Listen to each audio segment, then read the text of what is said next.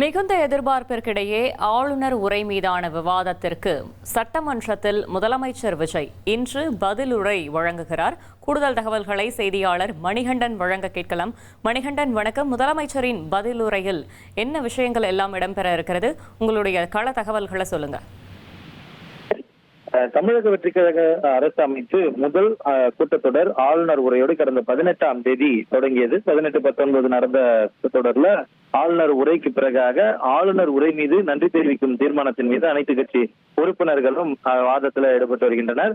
இந்த சம்பவத்துல பல்வேறு சட்டம் ஒழுங்கு பிரச்சனைகள், அதே போல மேகதாது பிரச்சனை, குறிப்பாக அரசினர் தனி தீர்மானம் கொண்டு வந்தது உள்ளிட்ட நிகழ்வுகள், அரசு நிகழ்வுகள் முடிக்கப்பட்டிருக்கிறது. நேற்று எதிர்கட்சி தலைவர் உரையாற்றி முடித்திருக்கிறார். இந்த நிலையில இன்று தமிழ்நாடு முதலமைச்சர் ஆளுநர் நன்றி தெரிவிக்கும் விவாதத்தின் மீது பதில் உரைக்க இருக்கிறார். முக்கியமாக சட்டமன்ற பேரவை நிகழ்வுகள்ல சட்டமன்ற உறுப்பினர்களும் அதே போல எதிர்கட்சி தலைவர்களும் எதிர்கட்சி தலைவர் உதயநிதி ஸ்டாலின் எழுப்பிய குற்றச்சாட்டுகளுக்கும் வைக்கப்பட்ட புகார்களுக்கும் பதிலளிக்கும் விதத்துல இந்த பதிலுரையில அது குறித்த விளக்கங்கள் இருப்பதற்கான வாய்ப்புகள் இருப்பதாக தெரிகிறது. அது மட்டுமல்லாமல் முதல் முறையாக சட்டமன்றத்துல ஆளுநர் நன்றி தெரிவிக்கும் தீர்மானத்தின் மீது தமிழ்நாடு முதலமைச்சர் பதிலுரை அளிக்க இருக்கக்கூடிய சூழல்ல அரசு தரப்புல மட்டுமல்லாமல் பொதுமக்களிடையும் ஒரு மிகுந்த எதிர்பார்ப்பு இருக்கிறது.